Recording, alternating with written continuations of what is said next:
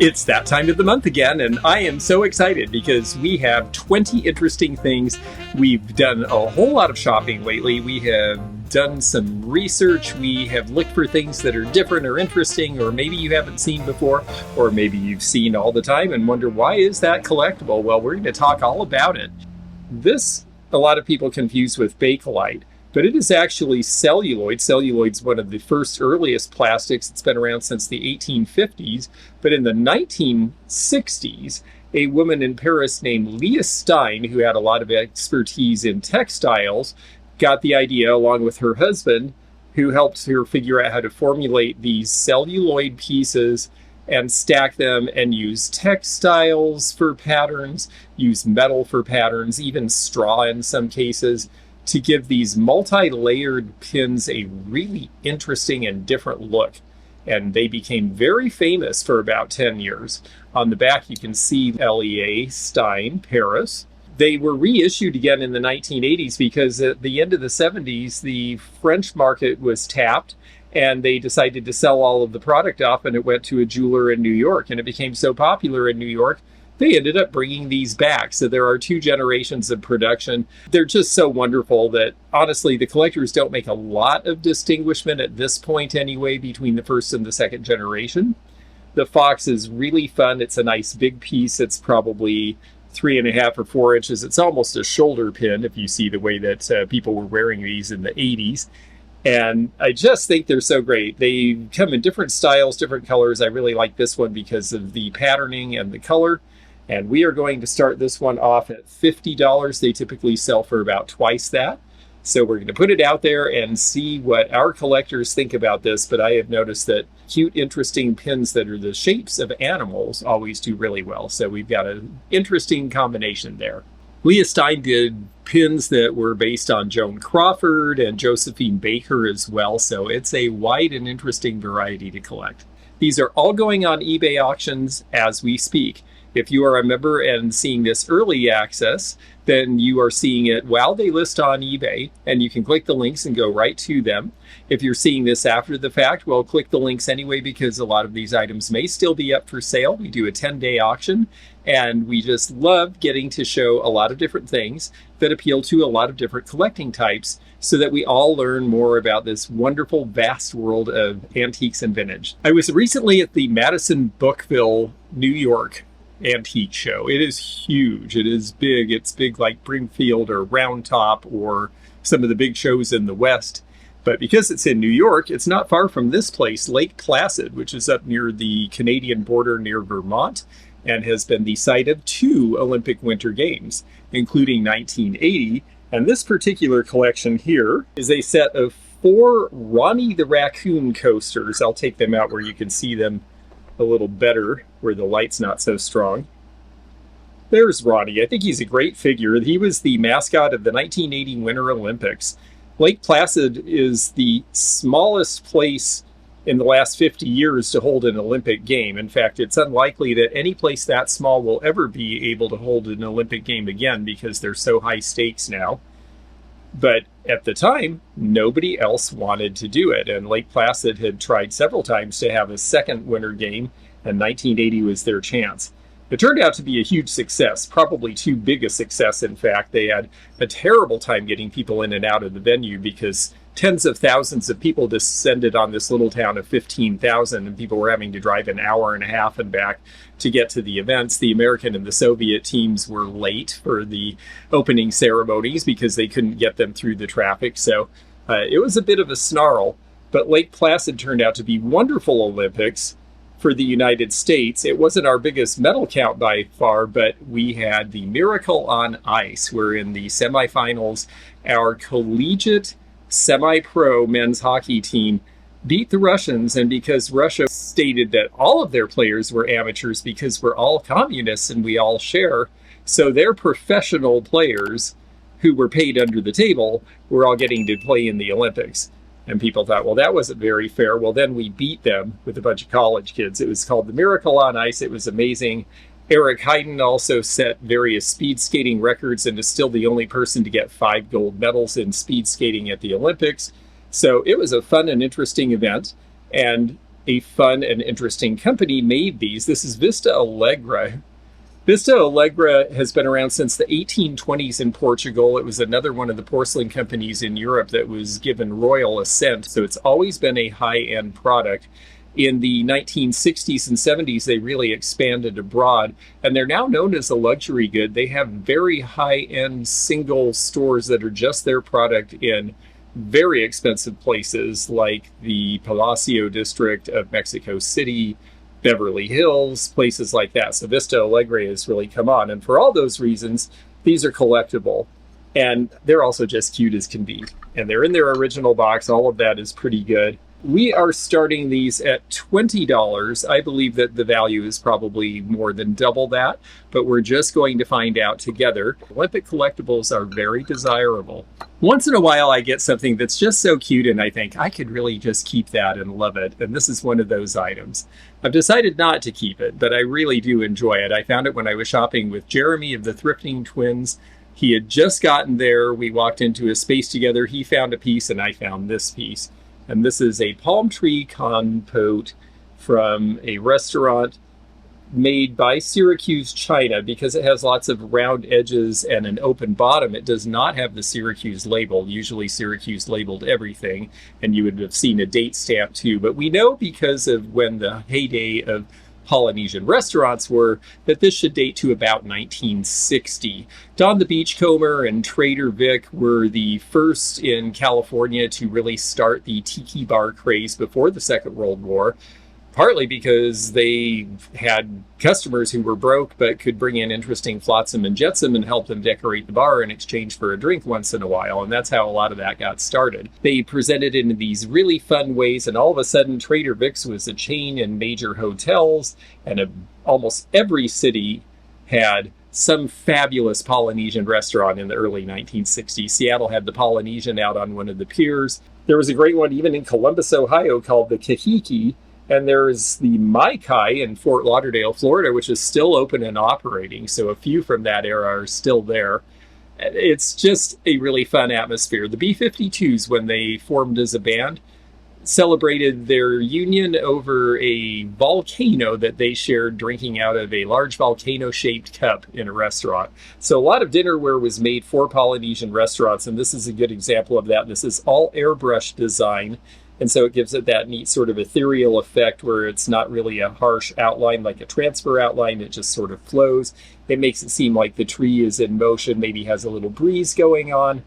It's just fun. And compotes are a little different. This wasn't something every restaurant would have used, and they wouldn't have used a lot of these. So this is a scarcer piece. And because of that, it should sell somewhere in the $45 to $60 range.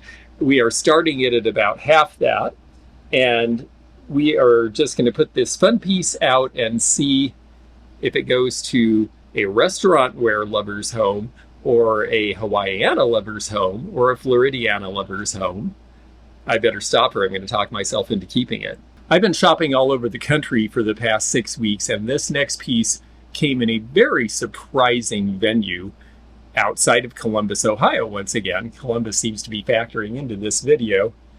I found 2 of the 12 of this line, and this is the one that we're going to put up today because it is currently in season. This is Virgo, and this is Virgo by Metlocks, and this is by Carl Romanelli, who was probably their most famous sculptor and designer. Carl Romanelli's family was from Italy. He was 7th generation. They were all sculptors all the way back, all those generations. In fact, they were so well regarded. There is a museum to their family with their sculpture in it. It's in the Florence area of Italy. So if you get to Florence, look it up. The Romanellis were really talented, and Carl was definitely no exception. He did a lot of their most famous Art Deco designs. This would have been done about 1940. It has the Poppy Trail mark because Poppy Trail was the trademark for Metlocks.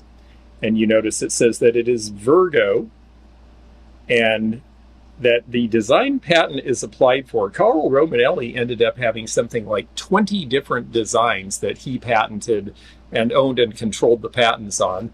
And I just think it's wonderful. The detail is really great. The other one I have is Sagittarius, by the way. So if anybody's a Sagittarius out there, drop me a line. These are pretty special. They don't come up often, and when they do, they're almost always a solid color glaze. This variegated glaze was something that was done in the late 30s, early 40s for a brief period of time. The last one that I saw sell online went for somewhere in the $200 range. We are not starting out anywhere near that. We are starting at $49. But this is a very hard to find piece. I have been a fan of Carl Romanelli's for probably the last 30 years since I discovered his work. I have never seen this piece before. And I've seen a lot of stuff, so that actually is saying something. So if there's any Virgos out there, well, this is for you, and we are right in the middle of the Virgo birth month. In England in the mid-20th century, it became very popular to put a metal ring around a piece of dinnerware to make it larger and more substantial than it was. And that also held true in the United States. In the United States, they typically are aluminum pieces, but in England, they are often sterling, as this rim here is. This is a Royal Dalton plate. And because it was sterling trimmed, it's a little fancier. It is all hand painted. This is not transfer decal. This is actually all hand painting. And the reason that they went ahead and used sterling is because they were making for a very important department store in San Francisco. There you see their label, Gump Company. Gump's department store, even though it's been through bankruptcy and a lot of ups and downs, it is still a high-end luxury goods retailer in San Francisco at a time when most of those kind of stores have closed. So they have managed to weather the storm because they always got things that were proprietary to them. They even had Blanco commissioned to make them the rosé color, but then they changed the terms of the agreement, and Blanco got mad and gave the rosé color to everybody except Gump's as punishment. So Gump's was used to having companies do their bidding, and Royal Dalton certainly was willing to put a nice rim of silver around. Now, at the time this was made, which I believe, looking at those marks, is probably sometime just after the Second World War, it was a stylish thing to do, but silver didn't cost a ton of money. So putting silver rim instead of silver plate or chrome wasn't a huge extra expense. Well, things have changed. It is marked right there. When you see sterling rim, bear in mind that this is a big plate. This is probably around 2 ounces of silver. The value of 2 ounces of silver right off the bat is $50 these days. So these pieces are sleepers sometimes. You will occasionally see them float through a thrift store where they don't check to see that they're sterling, or don't think that they would be, or don't know to look. You will occasionally see them slip through in an estate sale where the people do not know to look. So these are a good thing to look for, because even if the plate was completely broken, you have $50 right off the bat here. I am going to start this at $49 because I do figure it does have intrinsic value, and we're going to start it there. Typically with the plate in it, a nice plate like this would go for $65 to $70, and we shall see how it does right now. Our next piece also was a discovery at the big antique show in New York, and it was something that just didn't belong there. And you know I like to find things that don't belong where they are and take them to places they do belong. Restaurant ware, which is collectible in its own right, particularly Western motifs. It also says Annette and Renee. Now, I don't know whether Annette and Renee were the owners of a restaurant, or if it was a private couple who actually decided they wanted restaurant quality ware done, but they had that done by this company, Hycroft. Hycroft is a company that is obscure to a lot of Americans, but it was a very important company in Canada during its period of time, which is from the 1930s to the 1980s. They started in Medicine Hat, Alberta, which already had the Medalta potteries. And Medicine Hat was a good place for pottery production because that part of Alberta has lots of natural gas, which you need to fire the kilns. They have lots of the right clay, and it was right on the rail line. And so because of that, it was a great place to locate a pottery company because they could send it all over the country fairly inexpensively, even though it was heavy and well made. Hycroft was started by a fellow named H. Ewell, Y-U-I-L-L, and that's the high in Hycroft. He quickly sold out to a construction company in Vancouver, which changed the name to Hycroft, and then the millionaire mayor of Medicine Hat bought it a few years later. So by the Second World War, it was actually completely locally controlled. And their building is still there. It is a pottery museum in that city now. I just think these are really fun because you don't see much Hycroft, but the people who collect up in Canada and people who collect restaurant ware in general are definitely aware of this. And the Western motif makes it cross-collectible to people who've never heard of it before. So for all those reasons, I think it's a fun piece. We are coming into the fall. People are going to start being inside and start thinking about entertaining and the holidays and looking at dinnerware and this sort of thing. So I think it's a timely piece to put out. We are starting it at only $19.99. And a lot of these have a buy it now. This one we're not going to do because we just see so little of this. I don't really even know what a proper buy it now price would be. I could guess based on other restaurant ware, but this could be something that is very specific for a particular collector, or maybe Annette and Renee's grandchildren are out there and need a piece. So we're going to just let the market tell us what the value should be, and we're going to list it right now on eBay. It's an interesting way to test the market and help you understand what the value of some of these pieces you might encounter in the wild might be. I like advertising and signage. It's the kind of thing a lot of people threw away 40 and 50 years ago when things changed. And this is a great example about this because this was very much in one moment of time because it's a price sheet, but it is printed on metal, and it is for Philco, factory supervised service, and this is for television service and repairs. Philco was the biggest radio company. They figured out that if they could mass produce radios and sell for less money, that they would dominate the radio market, and they did. And part of what they did with some of those earnings in the 1930s when a lot of other companies were struggling is they hired a guy named Philo Farnsworth to work for them. Well, Philo Farnsworth was one of the people who developed the first televisions. And in 1930 and 31, he worked for Philco. By 1932, Philco had one of the first experimental television stations in Philadelphia. So they were very interested in TV. And after the war, when TV was at the point where it could be rolled out coast to coast, Philco did very, very well. And that's why they had to have these signs in various television repair places. If it was an official sanctioned Philco dealer, well, they had to have this so that they knew that there was no price gouging because TVs were very expensive when they first came out. And much like when PCs first came out and cell phones first came out, etc., they were the must-have technology. And so people spent a lot of money on them. And they were new and somewhat experimental, and sometimes they broke. And so Philco wanted to make sure that the customers knew what the service was going to cost and were not left with some unscrupulous person taking advantage. Philco's most famous, although not most well-made, television set is the Philco Predicta. Such a fantastic design. It actually came out in 1958 and lasted until 1960. And it would have gone on longer, but they were finicky and they needed a lot of repairs. So this could have been with a Philco Predicta TV when it was new. And in fact, the popularity of the Philco Predicta with collectors is why these signs actually sell pretty well online. The last one I saw sold for $100. We're going to start this one at half that price.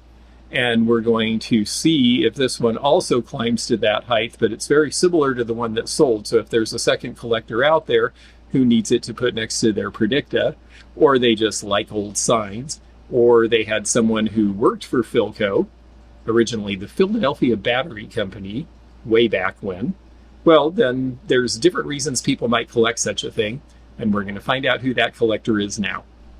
Are you ready for some football?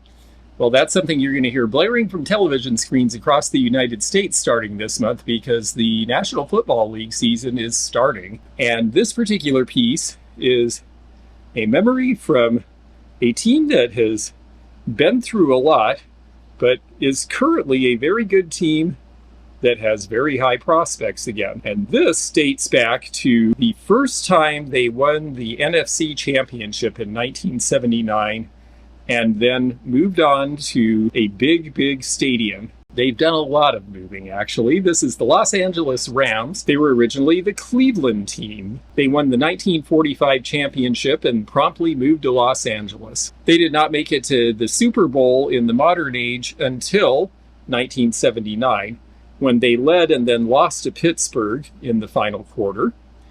But they were so popular, and they were playing in the old LA Coliseum, which when they first moved to Los Angeles was a huge big deal and was a leftover from the Olympic Games of 1932 and was gigantic. And that was really great for them when there was only one team in Los Angeles, because everybody went and they drew humongous crowds. Part of the deal was that they were required by their lease in 1946, when they moved, to have one black player. And so they actually broke the color barrier by hiring Kenny Washington of UCLA. And boy, that was a radical thing for the NFL. A lot of the other owners were not happy to be forced into it. It has really, really changed the game for the better.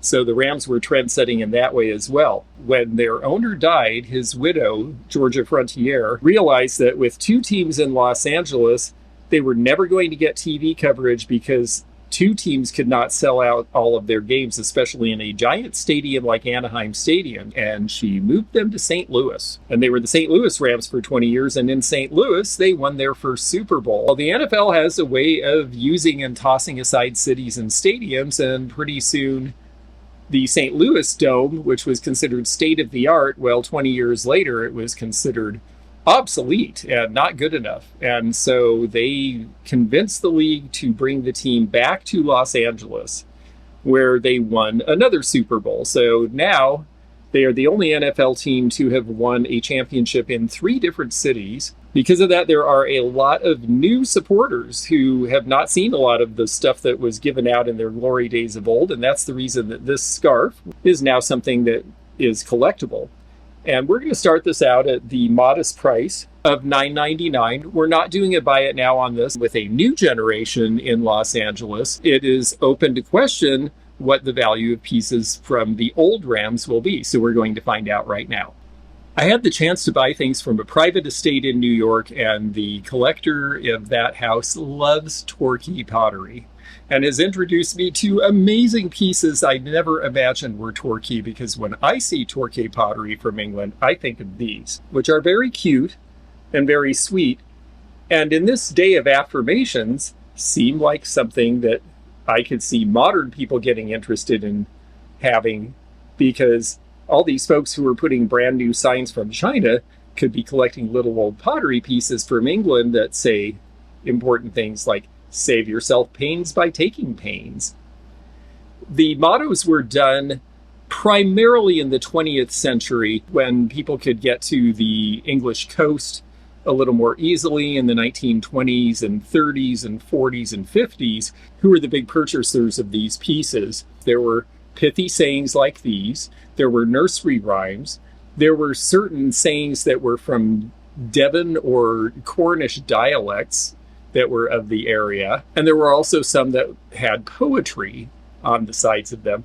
So it's just a really fun and varied grouping of different items you can collect from something like 15 different companies that were still working in the area at that time.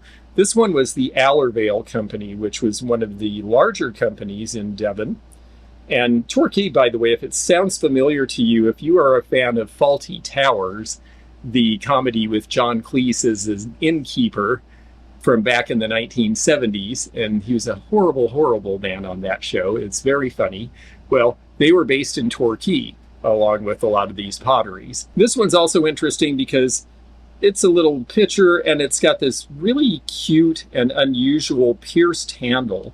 So the handle actually goes up through the body of the piece and attaches again, which I think is really interesting. So that had to be done as a separate piece. So there was a little bit of taking pains on this particular piece. The Torquay potters became very popular originally in the late 1800s with various princesses, daughters of Queen Victoria, because an Italian by the name of Domenico Marucci came to Torquay, and with him he brought these faience glazes. It's a tin glaze, and that gives it this shine. but he also was the one who used the blue slip and scrolls to decorate, and that became a very popular Torquay decoration. You also see cottages and things like that, but this particular blue scroll work heralds back to the late 1800s and the Italian influence that came into these pieces. So they're just fun because they are decidedly English, and yet they have characteristics from other European folk work as well. And I just think they're kind of darling. Motto ware is relatively common and inexpensive and fun to collect and available, but there are a lot of other things made in Torquay. There is a wonderful collector's publication called Scandi, the magazine of the Torquay Pottery Collectors Society, that shows artware like this piece that dates back to the early 1900s. They also made these amazing gargoyle-ish looking cats in the 1920s. And here's a whole host of different designs. It's just really fun. It's very artful, and there's a lot more to it than I think people realize. So I wanted to reintroduce Torquay pottery here. This little piece is going up at an opening price of $19. They typically sell for about $30 when they're this size, and a little bit unusual. So we shall see where this one ends up. We take it for granted in our modern era that we can just get pretty much anything we want anywhere we want. But there was a time that fish and seafood could only be had if you lived very close to the source, because they were not transportable until the 1880s. And suddenly refrigerated boxcars appear, and you could get fish from various faraway places delivered to your door, and shellfish and oysters. And because of that, all sorts of serving pieces started to be made to be specifically used for serving of fish. Villeray and Boch actually started in France and then moved to Metlock in Germany in the 1800s. And that's why you see made in Germany as the mark on pieces from the 20th century. Pierre Joseph started a pattern called Brindle that had very dainty, curling, floral-looking blue lines, similar to what you see on this dish. It started a number of Dresden blue patterns that Villeray and Boch still employ to this day. It was also around the time of the origin of blue onion and other such wares. And so these patterns with these designs that are very simple yet have a lot of detail in the blue actually go back a few hundred years now. This particular piece is on the smaller side. This would have likely have been used for lox or sardines or kippers, that sort of thing. Whereas a larger fish tray for a big piece of fish might have been the size of a turkey platter. There were also fish knives and forks, all sorts of things developed. So there's a lot of fish-related stuff specific in tableware. This piece is in good overall condition. You do see a little bit of a scratch there. You can see the discoloration there. So full disclosure, we want everybody to see the condition this is in, but no chips or cracks. It's a great design if you like the fish motif or if you like eating fish. I am a big fish eater. I tend to eat fish rather than other kinds of meat when I have the choice, and a lot of other folks do too these days. And so we are seeing collectors and just practical users wanting these pieces again. At the 1851 World's Fair, Villeray and Boch got a big boost. A lot of companies that are still around can attribute their longevity to the fact that they were discovered by the wealthy classes at that fair. As cute as this is, we are pricing it for condition. It does have a scratch. It is visible. And I always take things like that into account because collectors take things like that into account. So we're only starting this at $24. I think it's worth about double that, even in the condition it's in. And we will put it out on eBay now and let it swim off to a new owner. Before the Second World War, Italy was well known for beautiful jewelry that was created there. And after the Second World War, it was very important for them to reestablish those businesses. And so they started making things that were traditional to them, micro mosaic jewelry, cameos, and wonderfully painted portrait pins with women often shrouded. The woman in the red shroud is a wonderful example of the Italian art at the time. It's very similar to pieces you see from the 19th century. It is mounted in coin silver. That's why you have the number 800. Actually, that may be 830. It's a very pretty piece. It was considered a good piece when it was made. Another way you can tell that it was from after the war is we usually just start seeing these convertible findings where it can be turned from a pin into a pendant. That's more popular after the Second World War. Head wraps are an interesting thing in today's society because a lot of people equate them with modesty and particular religious groups. And there is some truth to that. They actually have been around since the Assyrian era and the time of the Greeks and the Romans. But the shrouds primarily, originally, were to distinguish wealthy women or married women from single women or women of low social order. As time went on, some religions began to adopt them in an effort to make the woman seem virtuous. So the velo, or basic veil, definitely showed modesty and some level of servility in some cultures, but it wasn't always just about being servile. And that's interesting for today because there's a lot of controversy now over women wearing head wraps and where it's appropriate and where it isn't. There is a head wrap convention in Dearborn, Michigan every year where there's a lot of Muslim women who wear head wraps, and it's actually quite beautiful and interesting to see all the different types of head wraps that people are wearing. And yet at the same time, women in Iran are revolting against having to wear the head shroud all the time. And so it's interesting how something as simple as a piece of clothing can become a political statement, a religious statement. But the lady in red here doesn't really care about any of that. She just wants to look demure and be pretty to wear, and she is. So we're going to start her out at $49.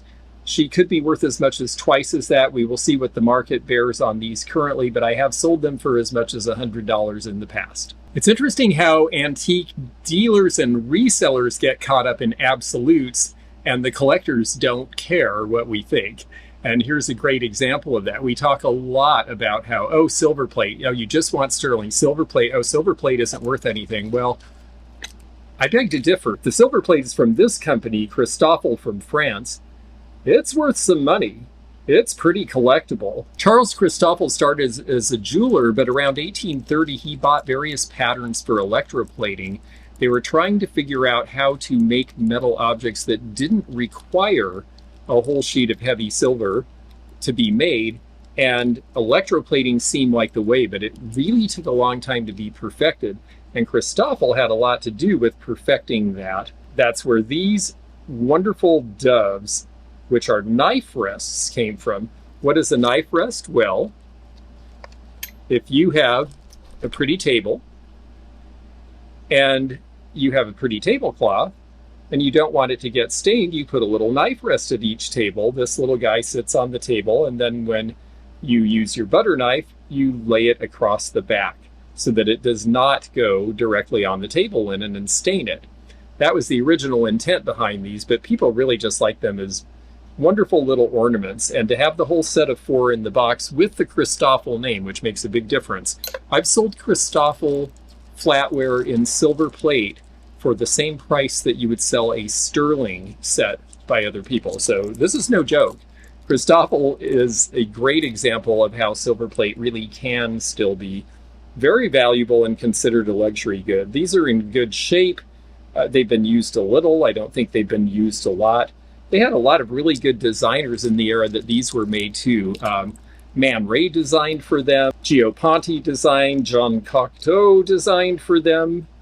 So they have had a lot of really good people walk through their doors, and they are considered a very nice high-end luxury good. You can tell a little bit about the date by the marks on them. Marks after 1983 have the rook symbol to the side, and marks from the 1930s to 1983 have the rook over the letters OC. They're just fun, and they are collectible, and because of the Christofle name, they're actually pretty valuable. I'm starting this only at $65, but this set could easily sell for $165, and has recently. I've been putting some of my designer glass aside because I have shows in September and October where a lot of people come to look at that, but there's one little piece I had never seen before that I really wanted to share with all of you, because I had not been familiar with this company before.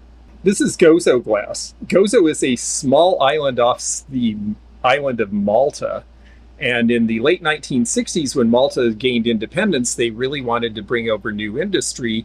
They attracted a couple of glass blowers from England who started Medina, which is still in business there as a glass blower, and Gozo came a few decades later. The glass comes from Venice, actually. It comes as glass colored, and then they turned it into these wonderful artware lines. The Midnight Collection actually required silver leaf, sterling silver leaf, to get this wonderful iridescence with all the silvering on it.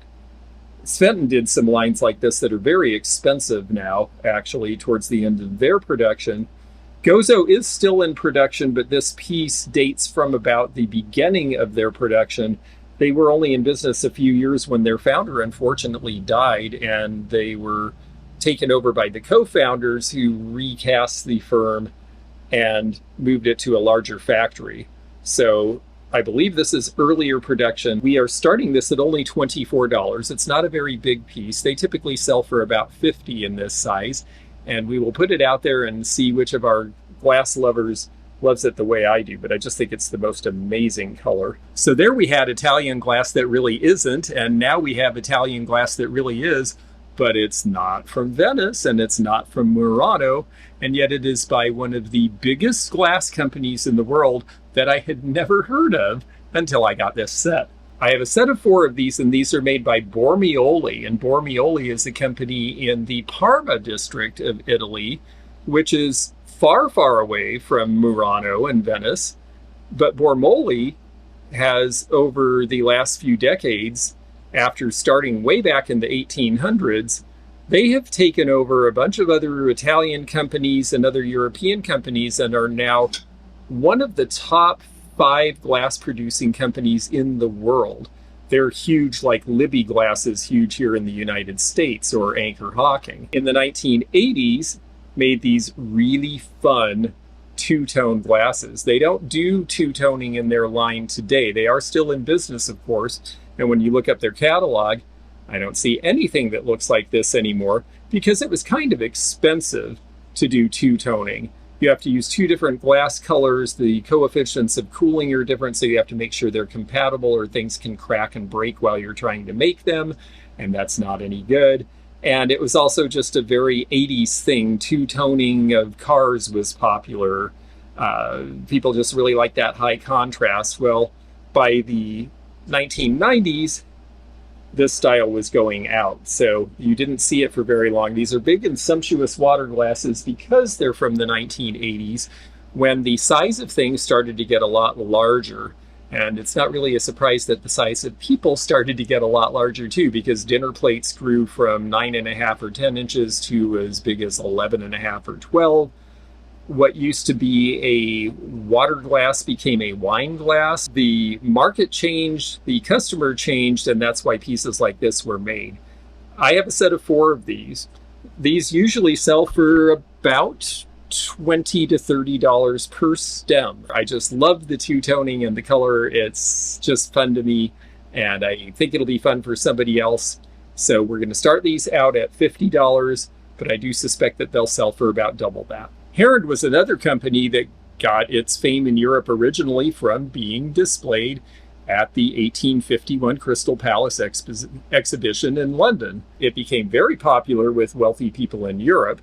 I think porcelain's really overlooked in today's market, but Herond is not overlooked so much because it seems new and fresh to people in our part of the world, because all through the Cold War you could not get Herond. It was not available. This piece is going to date to about 1985 because it came from the estate of someone who actually was able to go to Europe and had some business in that part of the world at the time. Most of what they make is very pretty and hand-painted and decorated, largely in florals. A lot of it is very similar to Royal Vienna from Austria, which is why you see a few individual flowers as well as a spray in the center.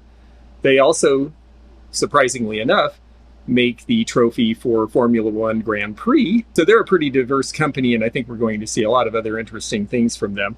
But this is just sweet, and the prices on these for being rather small are actually pretty good. We're starting it at $20. These typically sell for about $40, even though it's just a cute little bud vase, because it is really excellent quality.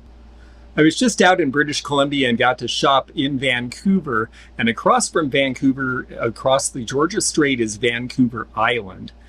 Vancouver Island was the last studio address of Robert Held, And Robert Held has now retired. But when Robert Held was still producing, he was making beautiful studio art glass. Robert Held went to the University of Southern California Art School and graduated and immediately became the head of the Sheridan School of Design in Ontario. He was inspired in 1969 by a brief residency he did in the United States to take up glassblowing, and he started the first glassblowing studio training facility in a college in Canada. He'd already been a painter, he'd already been a potter, he knew something about sculpting because of the pottery, and so he was a natural fit for glassblowing, which he just loved. He ended up branching out on his own, opening a large studio in Vancouver. Then, looking for a simpler life, he moved to Vancouver Island, opened a studio in Parksville, made beautiful pieces. This is a very small little piece. It's just a cute little frog, but look at the wonderful blue iridescence. Robert Held retired a few years ago, and a lot of glass collectors, especially studio glass fans, know his stuff and love his stuff. I looked all over Canada. This was the only piece I found that I could afford, because people in Canada are now well aware that he is no longer producing, and they want his stuff too. So there's a lot of competition for Robert Held items, but I just thought this cute little frog needed to hop into somebody's life. And so we're putting it on eBay now. We're only starting it at $15. The miniatures like this typically sell for about $35. Medium-sized vases can be in the few $100 range, and some of his larger pieces are well into four figures. So Robert Held is definitely a name to look for in studio glassmaking. This little tiny pinky ring is actually a significant advertising piece from a surprising source. This is Marlin Guns.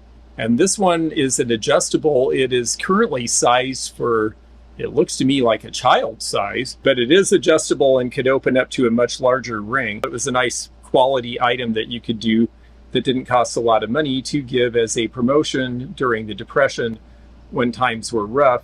And this would remind the wearer that their next gun should be a Marlin. Marlin guns started in 1870.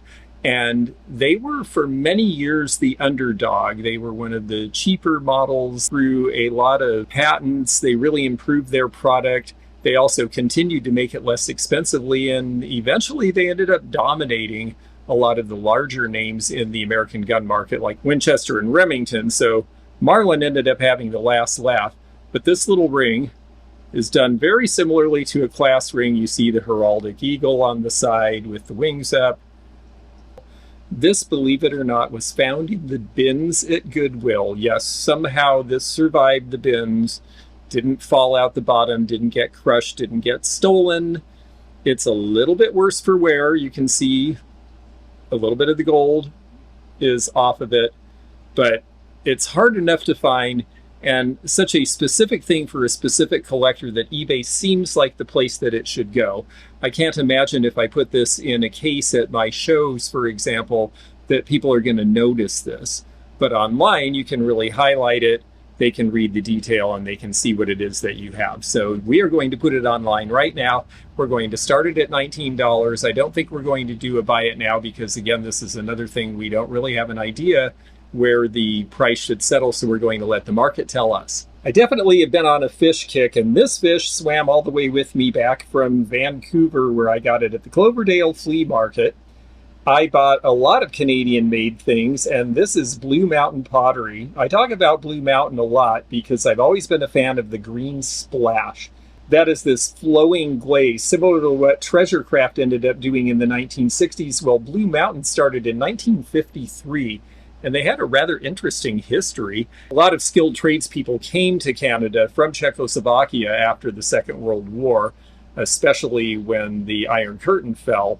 Anyone who could get out escaped. And of course, Czechoslovakia, so many wonderful things had been made there that suddenly all these people with all these talents were dislocated. There was a fellow from Czechoslovakia named Jozo Weider, and he bought a ski hill near Collingwood in the Blue Mountains of Canada. And the ski hill was doing fine, but it was very seasonal, and it had a gift shop. And he thought, well, I'd sure do better if we had the gift shop selling things year-round. What could we sell in the gift shop? Well, meanwhile, a fellow Czech immigrant who worked for him named Dennis Tupi was helping him develop a new ski run. And as they cut through the clay, Mr. Tupi said, wow, This clay is very similar to what we used when I was a potter back in Czechoslovakia. And Mr. Wheeler got an idea and said, I wonder what we could do with that. And it turned out there was another Czech emigre, Mirek Hamblek, who said, oh, I used to do glazing at a ceramic place, and he came up with the green splash glaze. They eventually did blue splash. They eventually did a lot of other colors. Pretty amazing considering the first batch that they made the clay mixing it in an old washing machine in a barn at the bottom of the ski hill. So Blue Mountain went from that to being a big going concern with over 200 workers in a factory in Canada. Mr. Wheeler ended up selling it to International Silver, who really expanded the distribution, and that's why a lot of Americans have seen it. Blue Mountain unfortunately went out of business in 2004 because the Gulf War made the price of natural gas too expensive for a lot of companies. Pilgrim Glass went out of business around the same time. A lot of our venerable makers who needed cheap natural gas could not survive that. And so that was the end of Blue Mountain. But they made a lot of really interesting stuff. I've always liked the fish, and I like the way it's glazed because you get that eye. This one's definitely very thoughtful about the way it's glazed. I just think it's a great shape. We're starting it at $9.99. It should sell for about $30. It is important to be cute, at least if you are selling fun Japanese ceramics from the 1960s. And Miss Priss is definitely somebody who people think is cute, and she really is. She was by Lefton. This particular one does not have the Lefton sticker on her, and part of the reason I mentioned that is look at the way it is stamped. That is a clue as to the origin, because that's a Lefton ink stamp, and we'll show you how this one is stamped as well. I like to show people things like this because you're not always going to see the paper label on here. You notice that one is a blue stamp and one is a black stamp, and the stamps are different. That does not mean that they are not a match. It just means that they were using different color stamps, and one came down one production line, one came down the other. They looked good, and they were not factory second, so they went in the box together. That's how decorating was done. You have to remember this stuff was done in factories, and they were producing things quickly, and they had quotas, and they weren't going to fuss around with, oh, well, where's the one with the blue stamp, and where's the one with the black stamp, and we have to make sure they're together. So don't think that you necessarily have a mismatch when you see different color stamps on something. A lot of people collect Miss Priss. They made a lot of tableware pieces with the wonderful cat, everything from string holders to teapots. The salt and pepper shakers here are very cute, and I wanted to put them out because I have honestly, I can't believe I'm saying this, I have never owned a piece of Miss Priss before this, and I just thought it was so fun that I finally got one after all these years. And I also really like salt and pepper shakers. I just got a huge collection with about 500 different pieces. George Lefton was definitely big in the shaker and tableware stuff, but he really upped his game in the 1960s. The painting, the eyes, the delicacy, the refinement of the painting. This was a huge improvement over Lefton and a lot of other people in Japan's 1950s wares. The Japanese really stepped their game up and replaced most of the American ceramic makers by the end of the 1960s. Miss Priss was made from about 1960 through 1973, but these were pretty lightweight. That was the other thing. They had to be able to compete with American pieces, and so that meant that they had to not weigh a lot. And because of that, it's actually a pretty soft, easy to chip kind of ceramic. And so you really want to check over condition. We checked these over really well because I did find them at a flea market, and they were rather dirty little kitties, but they cleaned up very nicely. There are no problems with them. And for somebody who either just likes the look, likes salt and pepper shakers, or is collecting the whole line, well, this could be a great addition to a collection. So we're going to start these off at just $9.99, but the anthropomorphic salt and pepper shakers are starting to sell for pretty good money, and particularly the Miss Priss is one of the more popular ones. These could sell for as much as $35. We shall find out together right now. Our last piece is actually a series of pieces. It's a very interesting series of pieces, and it is different enough and obscure enough and hard enough to find that this is one exception where this is not going to be on auction. This is actually going to be listed at an asking price with an offer possible, because this is such an unusual edition that it may take a little while to find the buyer. We have to be realistic about how we position it because of that. Because what we have is called the Knights of the Round Table, otherwise known as the 12 Apostles. Both of those are actually misnomers, but those are the alternate names for this series by the famed artist Salvador Dali. I would be wearing gloves if they were in perfect condition. I'm going to be careful not to smudge them or touch the surfaces while I show you these. These are artist proofs. In France, they don't say AP, they say EA for artist proof. I believe that means edition of the artist. There is the Salvador Dali pencil signature. Everything seems right about these. They were called the 12 Apostles because they do hearken to his religious influenced art. I believe that's actually Mary Magdalene dressing Christ's wounds.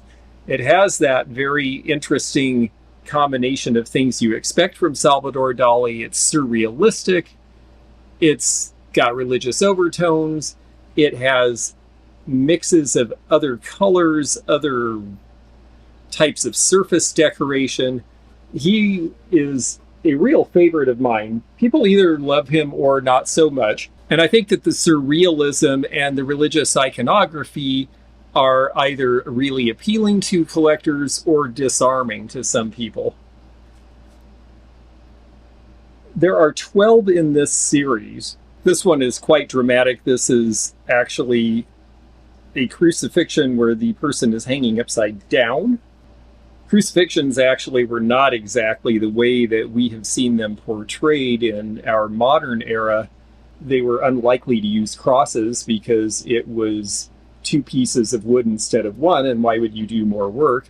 They typically just used a big stake. But the drama of it is unmistakable. The next one that shows the figure on horseback is why Dali named this the Knights of the Round Table, and that actually is the official name of this series, although a lot of people refer to it as the 12 Apostles. There are 12 images in this series. There were not actually 12 apostles, so some of the images are actually Christ on the cross and during the resurrection and those sorts of things.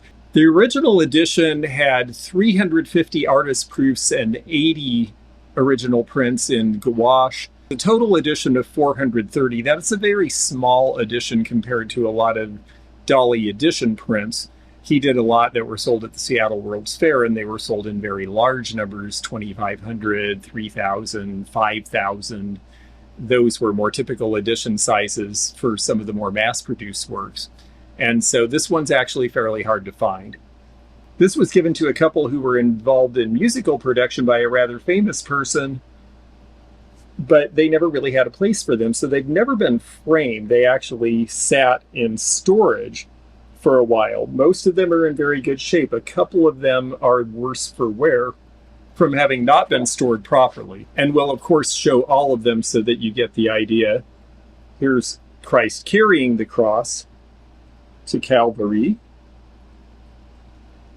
Something that's important, too, is that this is done. There's a watermark here in the paper, and the watermark says Arches, France. You can't really see it where you're sitting, but I can see it because it is lighter, and the watermark comes up when you hold it to light. And that's important because the Arches, France is the correct paper for these. There have been some of the print editions from this era reproduced. Those will not be on Arches paper, and that's an important distinction if you're looking for these in the marketplace. Dali is very popular today. There's a wonderful museum of his in Spain where he grew up, but there's also a wonderful museum that's even larger in St. Petersburg, Florida, and that's where I go to see Dali because they have incredible masterworks. And the museum is set up so well and in such an interesting manner. And they have recently added interactive exhibits and some AI-oriented exhibits where Salvador Dali actually responds to questions from the audience, which is kind of fascinating. I can't wait to see how they did that. The use of the gold really does make these pop, and they would definitely be exciting on a wall or in a hallway. The big question for me has been how to price these, because I've seen prices as high as $9,000 for a set of these, and I've seen individual pieces sell for as much as $1,500 or $2,000. Now this one, you can see there's a little bit of disturbance because there was some water damage. These are actually the ones that have a little bit of trouble, these last three. So a couple of these have some trouble, so that makes it more challenging, because someone, for example, this one is in overall good shape, but it's got a little bit of molding and staining in the corner there. That will probably have to be fumigated. Conservatively, that might cost $75. A lot of these have been named by collectors. This one is called the Watcher. This one, unfortunately, is in the worst condition. The 12 figures, again, are supposed to be the apostles and related people.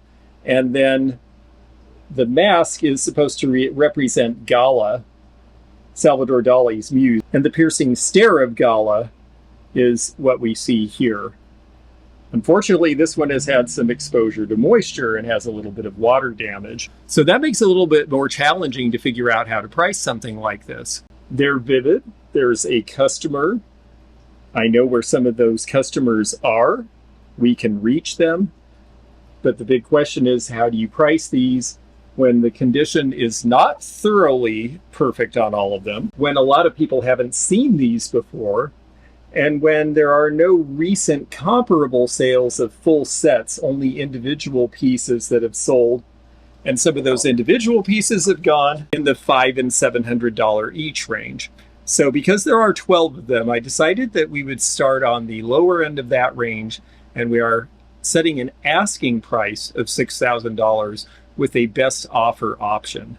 This is one of those things where sometimes you can only do so much research, and at a certain point you have to just decide, am I going to sell this item? And I have decided that yes, we are going to sell these, and we are going to put it out there, and we will get lots of feedback, no doubt, from people who know Dali, from people who are curious, from people who have seen these perhaps sell at a time further back in time and may have a better sense of what the market has been in the past. Past performance does not always guarantee future performance, and so we can try to divine a price, but we don't really know until we try. And so we're going to try right now. For me, Dali is an important, vibrant, and fascinating artist. I really love his surrealism. I like his middle period the best. Everybody has opinions about what they think is better or worse from a particular artist that they follow. And that's the era of his work that I like the best. But he was certainly doing challenging, interesting, and innovative things like these right up until near his death. And so this particular set, which came out in 1977, is waiting to be shown off in some collector's house as a gallery wall, as a series down a hallway, or perhaps even in somebody's grotto or shrine. Very curious to see what the response to this set is. I'm very curious in general to see, now that people are starting to go back indoors and weather is starting to cool down in some parts of the country and people are back in school, back at work, home from travels, how the online market will change over the next few months. And that is part of the reason I decided now is the time to put an expensive set like the Dali set out there, because we have now until gift giving time at Christmas for a host of different types of people with different motivations, whether they're collectors, gift buyers, decorators. This is the time of year when all of them start to get back into thinking about antiques and vintage, and this is a great time to expose something like this and all learn together about it. So that's what we're going to do now.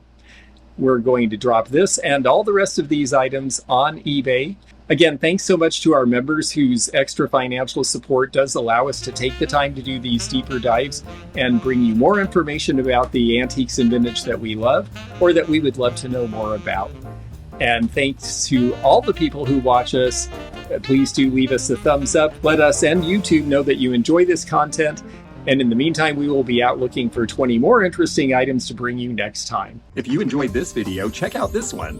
Also, click thumbs up to like this video and check the description for information about our Patreon, our memberships. We've got a lot of different levels with different perks and bonus videos and early content. Also, please do check out our website, theantiquenomad.com, for appraisal help. And we'll see you again for more adventures in the antique and vintage community soon. Bye for now.